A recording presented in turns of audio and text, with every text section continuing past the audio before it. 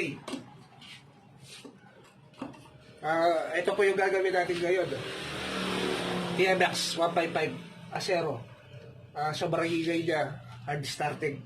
Alos ayaw na gumandar. Pero pag gumandar, sobrang ingay.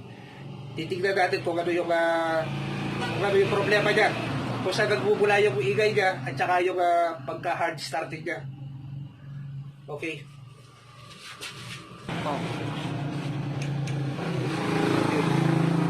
Ito, kinalas ko na yung kanyang valve cover at saka yung cover ng magneto.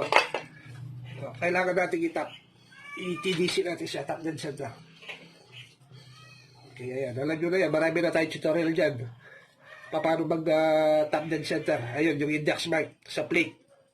Yung stator, may index mark yan. At saka yung letter T ng ating magneto. Ayan, pagtapatin lang yan. Tap dead na yan. Okay. Ngayon, ito, naka-tap dead na yan. Gagalaw na yung ating rocker arm. Ito, dahil sa, nakita ko, sobrang ingay niya. Ito, naka-tap dead siya. Yung intake natin tukod, halos hindi siya gumagalaw. Kaya mahirap siyang pandarin. Tapos ito, sobrang luwag ng exhaust. Ito. Ayun, parang bali po yung kanyang rocker arm. Parang bali. O ngayon, tatanggalin po natin yan gamit ang 12mm. Hindi ko pati kinakalas, maluwag na kagad. Nakalami lang. Putol. Nakakalasin ko muna yung kanyang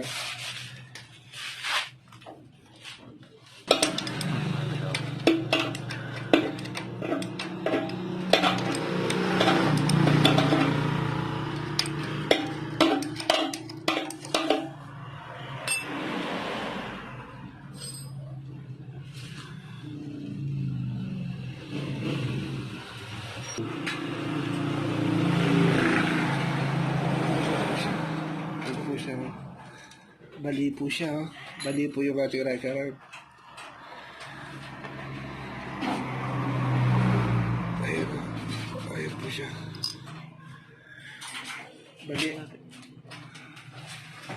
Okay. Yeah. Okay. Bali, ito po yung kanyang ito po yung kanyang problema. Kaya napakaingay niya. Bali po yung kanyang rocker arm. Papalitan ko po ito. Papalitan natin siya ng bago.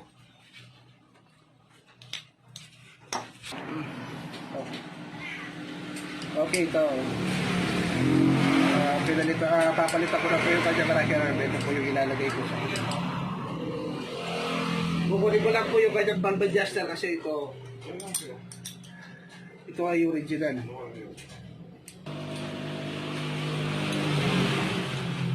Lalagay ko na po yung kanyang bagong rocker arm. Ipitan ko na siya.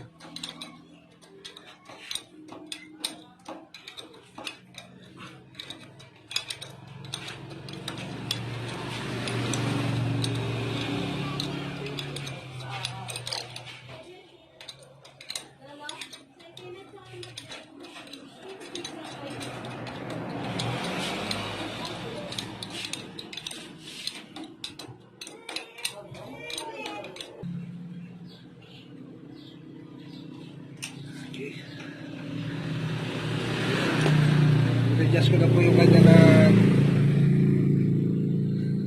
valve adjuster. Yan. Adjust na po siya. Ilalagay na po natin yung kanya valve cover. Wala mo ata yun.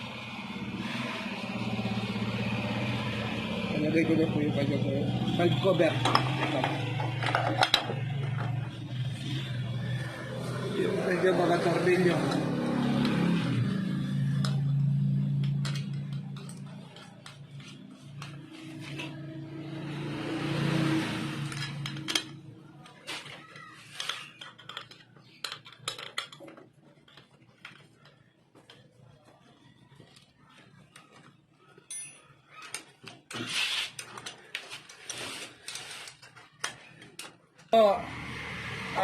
Nalagay ko na po yung kanyang rocker arm tsaka yung valve cover. Na-adjust ko na rin po yung kanyang barbula. Ito, paanda rin po natin siya kung hindi na siya maingay. pinapalistan. Yan. Maganda po na kanya radar. Yan, wala na po yung kanyang ingay kanina. Sobrang ingay po niya. Sobrang ingay po kanina. Okay? Okay, yan. Ganyan lang po yung pag-troubleshoot sa mga maingay na makina. Kailangan mo munang buksan para makita mo kung ano yung kanyang sira. Okay, ganyan lamang po. Don't forget to click my notification bell para lagi kayong update sa aking mga bagong videos. Maraming salamat. God bless.